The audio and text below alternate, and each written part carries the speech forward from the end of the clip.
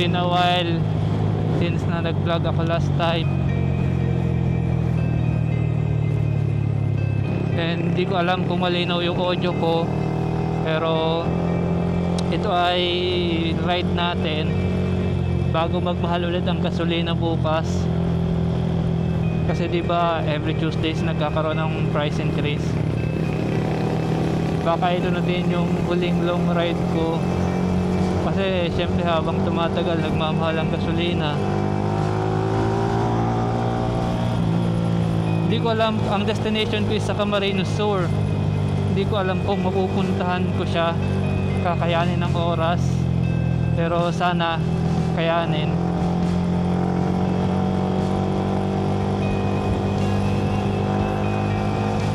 Alas 1:30 na din, and 3 hours away yata yung destination natin ngayon. So bahala na. Kasi kanina hindi ako nagising ng maaga kasi puyat ako kahapon. Sobrang pagod ako. Pumunta ako ng Seruma, Camarines Sur, and pag uwi ko wala na akong energy. Tapos kinaumagahan, antok na antok pa din ako. Nagising ako 12 na ng tanghali, and ayun, pagkatapos ko mga alauna, natapos ako mag-asikaso. Ayun, sinubukan ko ng mag-prepare. Gusto ko din palang i-share sa inyo na bumili nga pala ako ng bagong riding gears. Bumili ako ng boots, bumili ako ng pants, bumili ako ng jacket, bumili din ako ng bagong gloves, saka bagong helmet.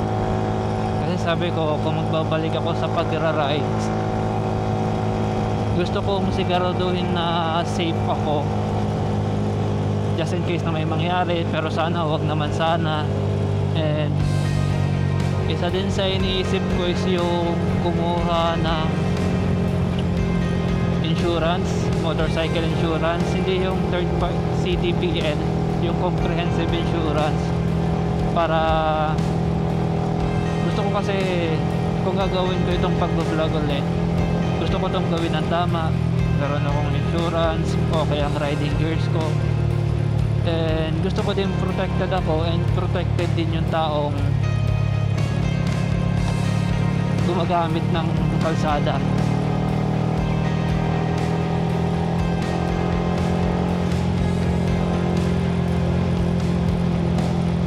Pinakamagandang assurance sa lakas yung may ingat ka sa pagmamaneho, may awareness ka sa paligid mo, para maiwasan natin ang aksidente.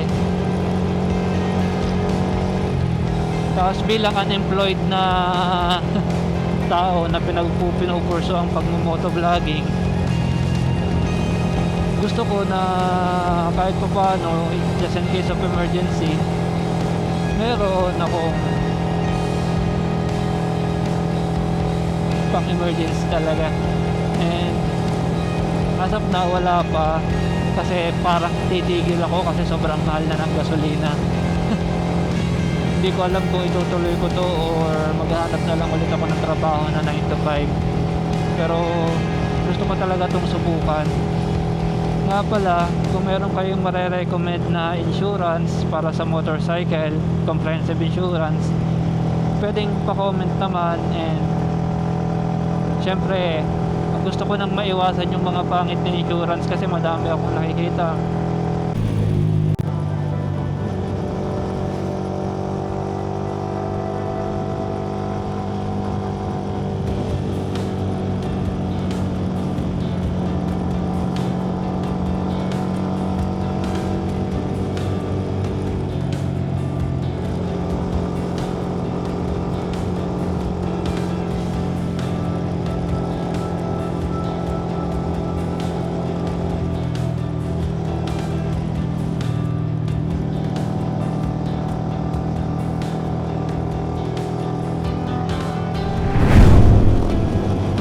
Sobrang ganda dito sa Bicol National Park.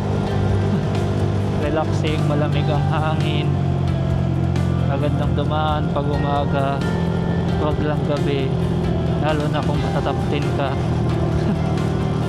Baka mamaya abutin ako ng gabi pag uwi ko, pero wag naman sana.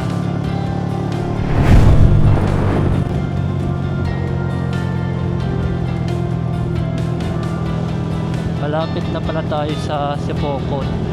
So doon ako nagpapagas kasi sa Camarines, basta dito sa Bicol parang yun yung may pinakamurang gas station na pwede kang magpagas kung pupunta ka ng Legazpi, dadaan ka dito, i-suggest na Sipocon kayo magpagas kasi murang gas sa kanila. Siguro makakatipid ka ng 5 pesos compared sa mga ibang location. Mas mababa yung price nila ng gas ng ganun.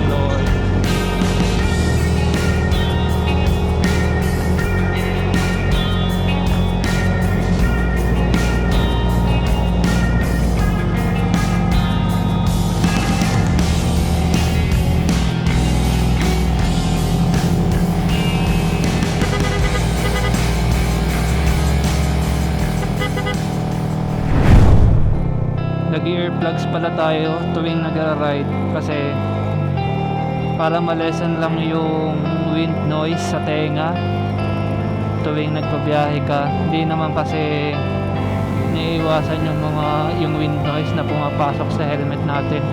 Kaya ako gumagamit ako ng earplug para maprotektahan natin yung tenga ko.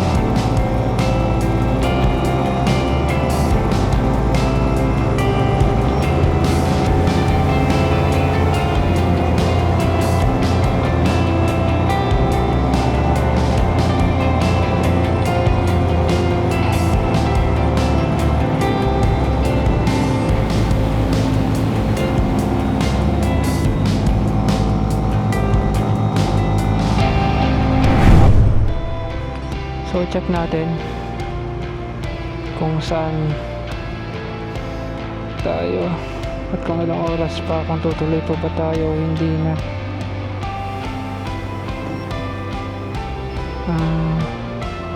Ano tayo sa maps, check natin kung gaano pa tayo kalayo dun. Shit, sobrang tagal pa, 2 hours pa. Nakapagas din tayo matapos ang mahabang pila at paghihintay. Sobrang tagal kanina kasi merong tangke na nagre-refill talaga ng gasolina. Ay, nako. Pag nasa Camsur pala kayo, mag-ingat-ingat na kayo sa kalsada kasi ang daming mga lubak, mga ginagawang o inaayos na kalsada na baka magulat ka.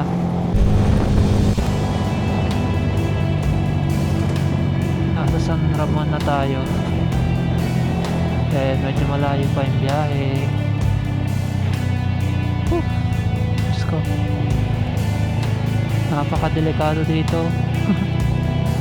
Kahit nasa mismong national highway ka na, grabe, napakadaming lubak dito sa Camsur.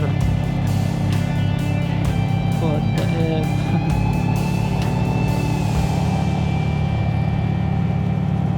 Magugulat ka na lang kasi syempre na-expect mo national highway, dapat asfalto. Pero dito iba, kung hindi ka lilipad, lulubog ka. Nilalalim ng lubak. Minsan naman may mga patch ng asphalt na sobrang taas. Nakakatakot din, kaya pag dito talaga kayo dumaan, dahan-dahan kayo. Kaya tinan mo to, ang daming patch sa kalsada, uneven na yung kalsada, kaya medyo delikado din.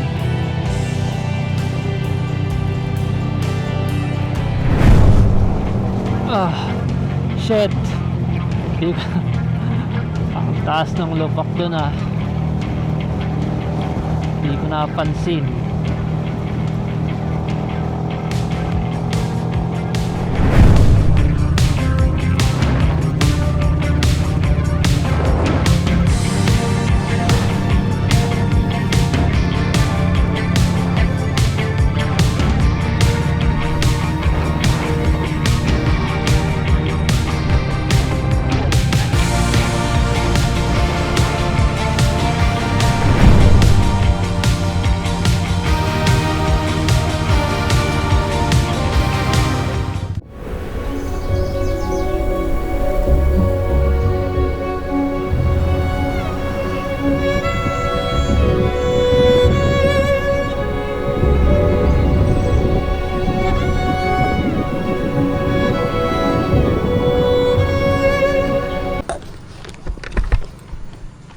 So yun, nandito na tayo sa Harvest Cafe.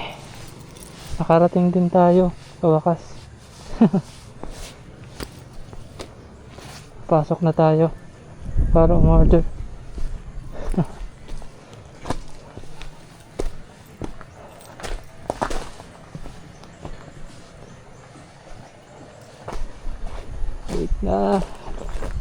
Late na tayo nakarating.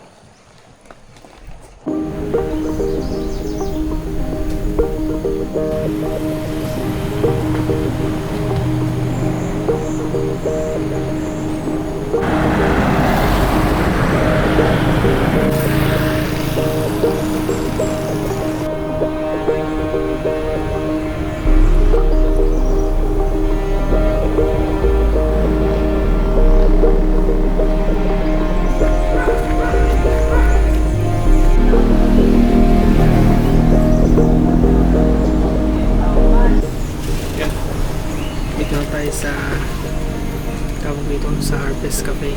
Almost 3 hours tayong nagbiyahe. Hindi, almost 4 hours tayong nagbiyahe. Medyo mabagal yung pacing natin kasi hindi natin kabisado yung kalsada, kaya ayun, medyo natagal ng biyahe, pero so far okay naman. Nakarating tayo ng maaga, and ang binili ko sa kanila is yung best seller nilang hot chocolate, ito, saka yung sandwich nila. So, tikman na natin. Mahilig kasi ako sa chocolate. Lang sarap.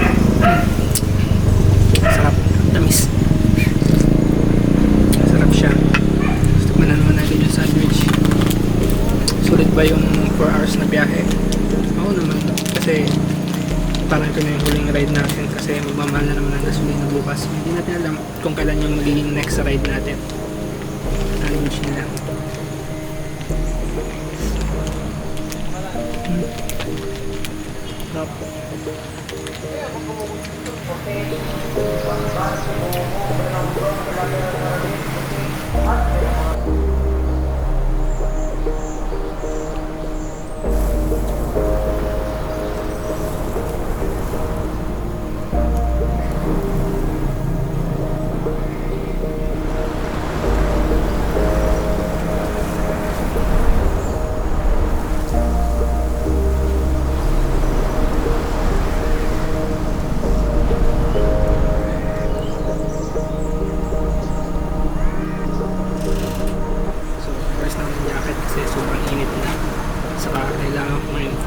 Kasama ko sa bahay, gagabihin ako ng uwi kasi kung alas 5 na ngayon, sabihin may 4 hours pa ako biyahe uuwi, mas matagal yun kasi gabi mag-iingat tayo sa pagdadrive sa kalsada.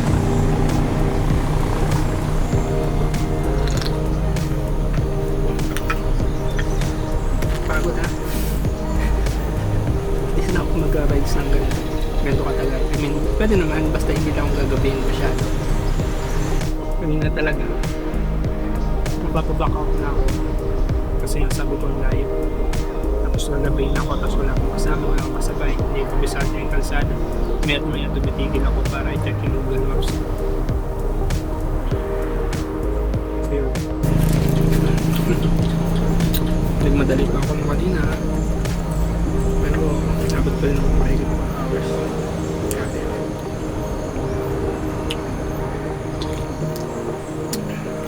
Masarap naman yung hot chocolate nila. So wala din akong memory kasi hindi ko pa nadidelete yung hinapture ko nung sa Kuyudkad Resort. So may 1 minute na lang, so puputulin ko na to. Hindi na ako magpo-vlog mamaya, mag-record pa uwi. Yun, kita ko lang tayo next time. Hindi ko alam kung kailan ko may upload to kasi wala din memory yung computer ko. So next time na lang ulit.